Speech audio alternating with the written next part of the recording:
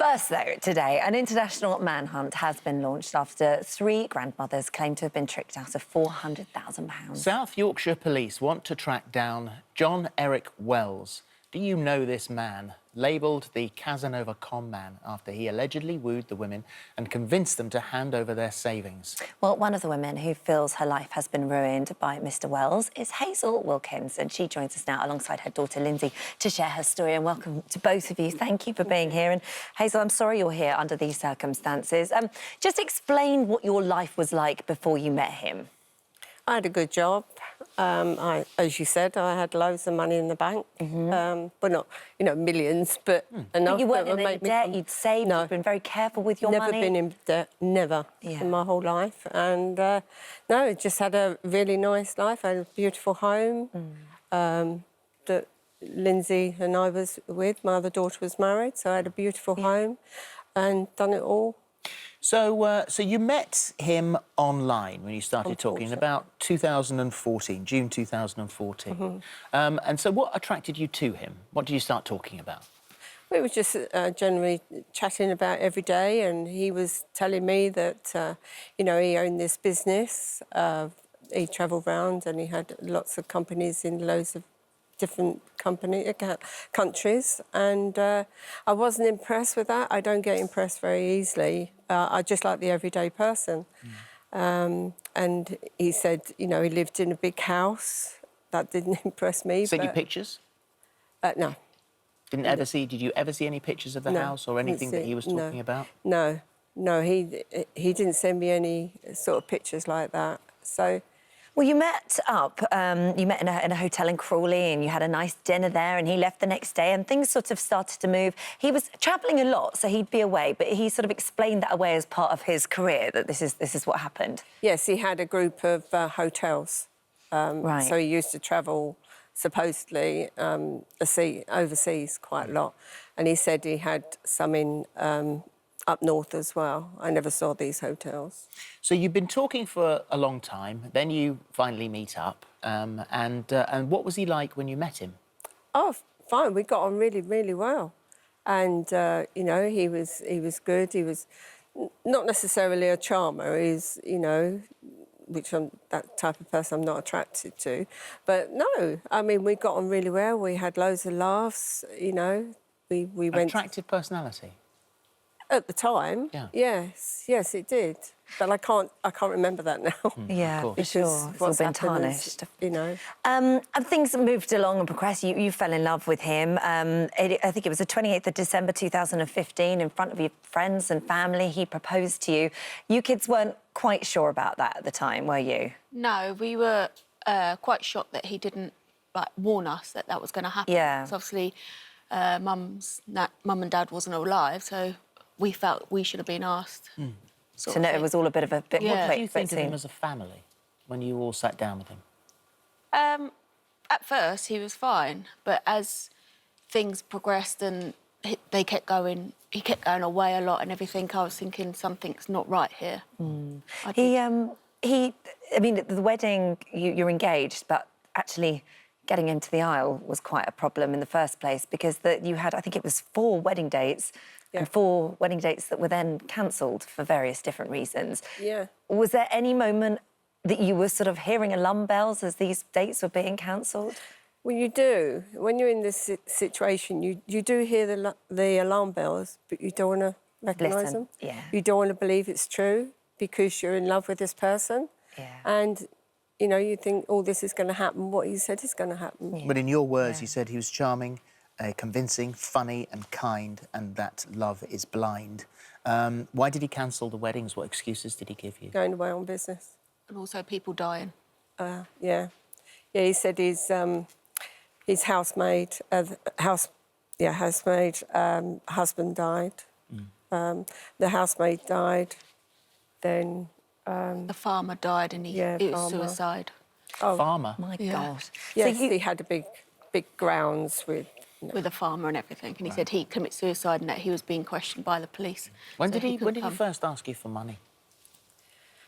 Well, the first time and I can still remember it, and it still gives me a gut feeling in my stomach that I had, he asked me for £2,000. And it wasn't very long in our relationship, and I found that a little bit strange. But, you know, the old feelings come in, What did he say it was for, that money? Sorry? What did he say that money was for? Why did he need it? If He needed it because he couldn't get to the bank up in Doncaster. Right. So. Always an excuse. Yeah. Well, it wasn't just you, because he also borrowed £15,000 from your sister, £5,000 from your daughter. All that he said was going towards this restaurant in Guernsey. I mean, you also claim that he took out 2 loans in your name in 2015, one for £10,000 and one for £7,500. He said that he'd be paying these back. Some he did, but definitely not all of them. No, he didn't pay. He left me with so much debt. The £750 I think was finished, but I'm still paying the £10,000. £10,000. But also, he said you move in together, get a house together. So you sold your house, Yes. gave up your job because you're going to go maybe work with him in the restaurant in Guernsey, or Yeah, I was going to run it together.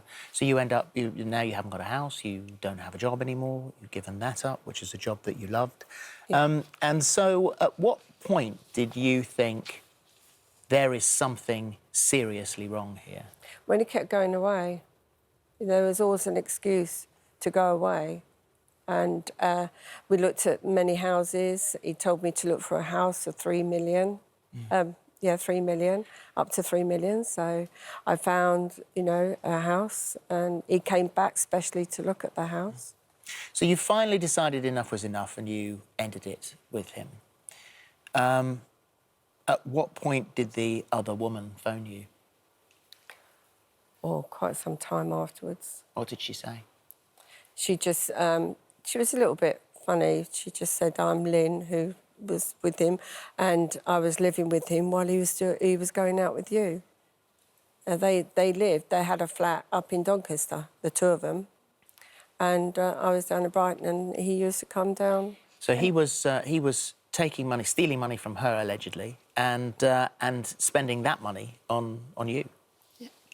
That I don't know where he got his money from. I have to say, I can only assume it was from her, but yeah.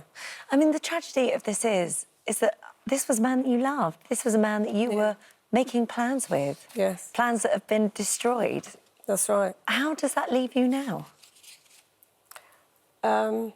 It's very hard to explain. It leaves me really empty. Yeah. I don't want to... Sorry, I'm going to get upset. No, it's all right. It's understandable. Oh, it's horrible. I don't... Let me get you a tissue. Yeah. Thank you. Yeah.